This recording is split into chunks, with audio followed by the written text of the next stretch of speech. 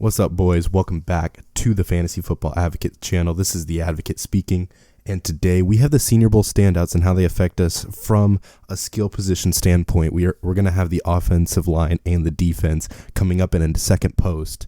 But today it's going to be the wide receivers, the quarterbacks, and the running backs that really took their stock up or took their stock down. There wasn't a lot of stock down in the skill positions, except one, and we'll go ahead and get into it. But let's go ahead and get right into it. Make sure you subscribe if you haven't, and let's get right into this. So Mac Jones, the quarterback out of Alabama, obviously didn't play in the Senior Bowl. Kellen Mond was the guy who ended up getting all of the work for that team. But what Mac Jones showed is he could outperform Jamie Newman, which was huge. At the first day, Jamie Newman looked as good as Mac Jones, and Mac Jones kind of settled down in the 7-on-7 scrimmage and the 11-on-11. He showed how capable of a player he can be. So I had a late first, second round projection on him.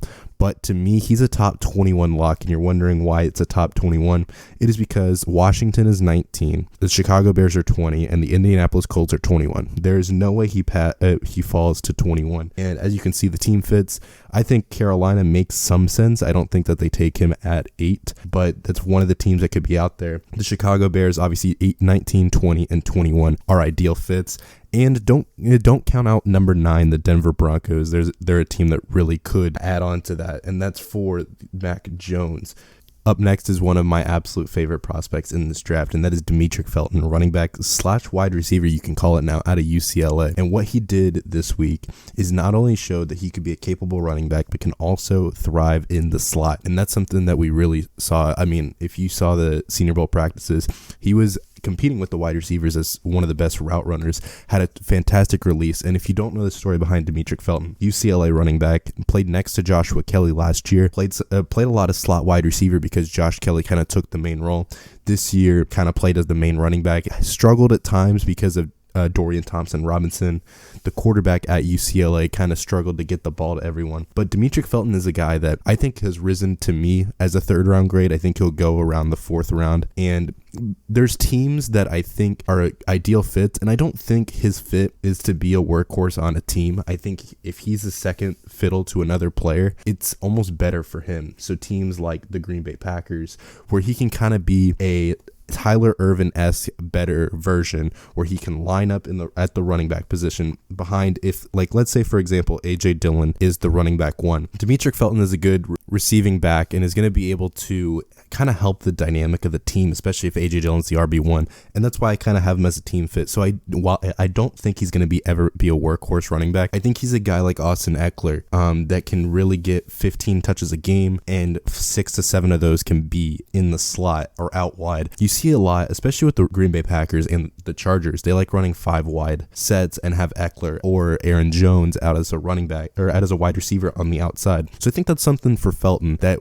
is going to be crucial for him, because I think no matter where he goes, he's going to have a role. Now for the wide receivers, the main guy for me was Tylan Wallace, the wide receiver out of Oklahoma State. Now he did not play in the Senior Bowl, so that's something to take into account. But what Tylan Wallace did is he was able to show how good of a separator he was. And at Oklahoma State, he kind of had an okay season this year. But coming into the Senior Bowl, he was by far the best performer outside of Kadarius Toney on the field. And what Kadarius Toney and Tylan Wallace did is they rose their draft stock from being top 10 guys to being in top 8. And as you can see, Tylan Wallace, to me, he went from the wide receiver 10 in my rankings to the wide receiver 8. And with how loaded this wide receiver draft class is, that is huge, because you're going to have guys like Amon-Ra St. Brown, Dyami Brown, Seth Williams, guys like that who are going to climb up rankings. And with how good this wide receiver draft class is, the fact that he was able to insert himself 2 extra spots is going to be huge for him. And now what I like about him is you can use him in a multitude of ways. He's tall, he's lengthy, but what he can do is separate. Unlike guys like Sage Surratt, who their stock kind of stagnated this week, Tylan Wallace really separated himself and was by far the best wide receiver out on the field in terms of hands, the complete package. Next up is a guy that I really didn't know much about until this Senior Bowl, and that is Dwayne Eskridge, wide receiver out of Western Michigan. And when I tell you this dude stood out at the Senior Bowl, day 1, day 2, people were raving about this kid.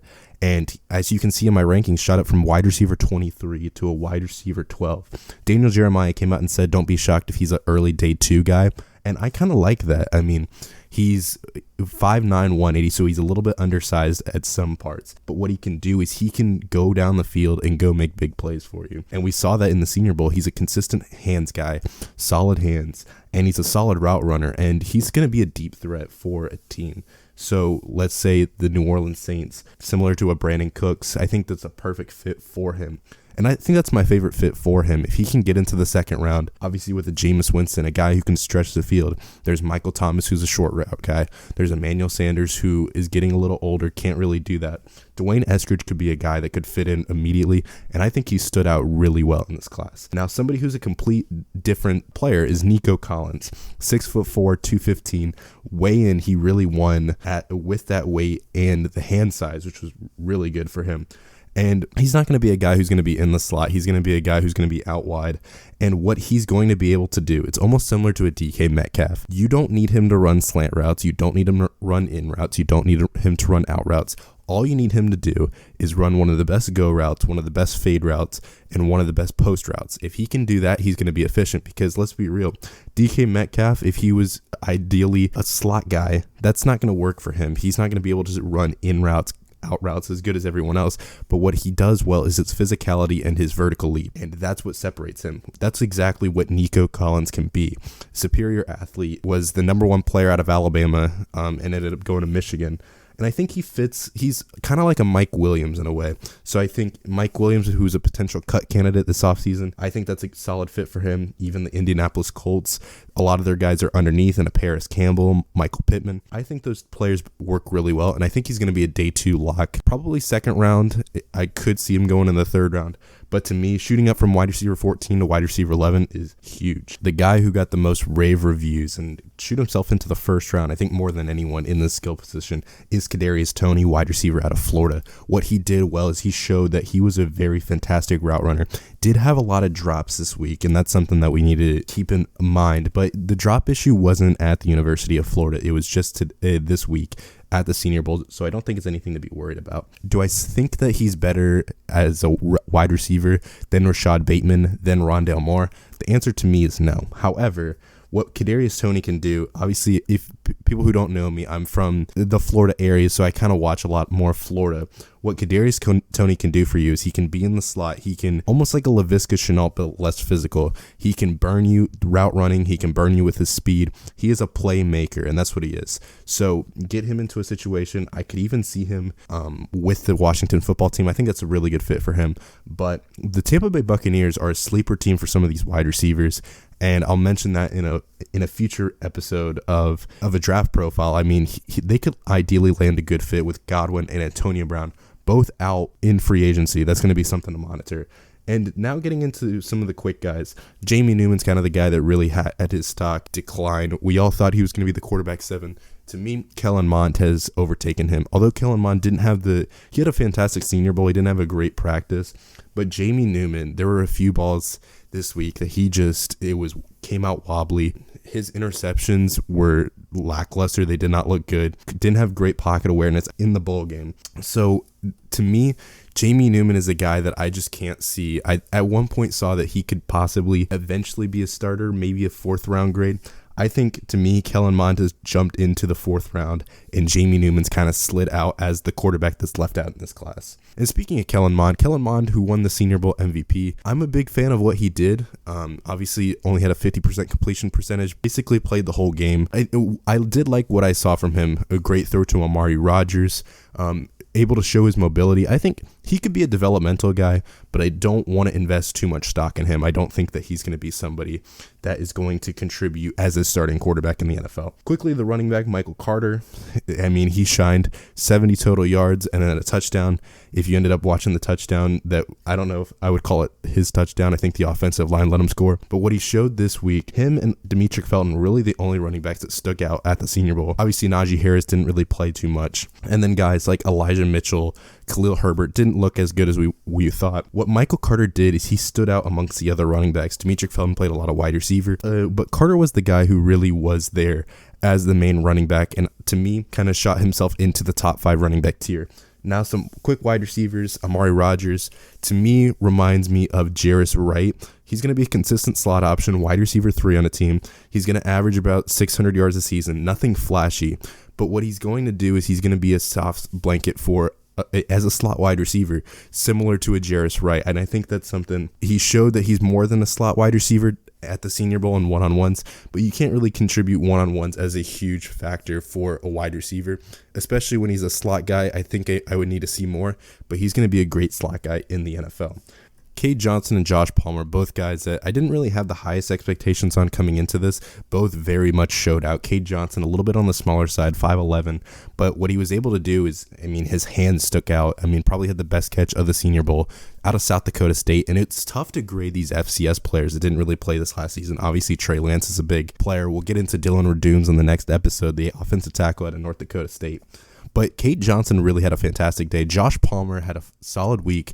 But the Senior Bowl game, he really showed what he can do, and I was a big fan of him throughout the week. Obviously Tennessee, it's tough to judge how good of the players is, and I think he could be a sleeper. I don't think he's going to be as big of a sleeper as Alvin Kamara was coming out of Tennessee, but Josh Palmer really showed out, and I think really helped his draft stock, and obviously helps his dynasty draft stock. I think it's to the point where he possibly could get drafted in dynasty rookie drafts. Now, the final two, the two tight ends, Trey McKitty and Kenny Yeboah. Trey McKitty really showed out throughout the week. He looked like the best tight end. We were hearing rave reports. His hands were really solid. And wouldn't you know, he was a graduate transfer who transferred out of Florida State and really was a winner in the Senior Bowl. The Florida State guys looked really good for the most part, outside of Marvin Wilson, who kind of re-injured his knee. But what Trey McKitty did well is he was able to show that there's a lot of athleticism in this tight end class with Yeboah, with McKitty, with Quinton Morris, the tight end out of Bowling Green, who also had a solid day. But what McKitty and Yeboah did is they showed that they have consistent hands. It's something that we've really kind of not seen from them. McKitty kind of had an okay season at Georgia. Yeboah was solid at Temple, then moved on to Ole Miss and had an okay season. I was a big fan of him at the bowl game, had a really nice catch. But both of them have their stocks up. I think both of them are basically going to get drafted at this point.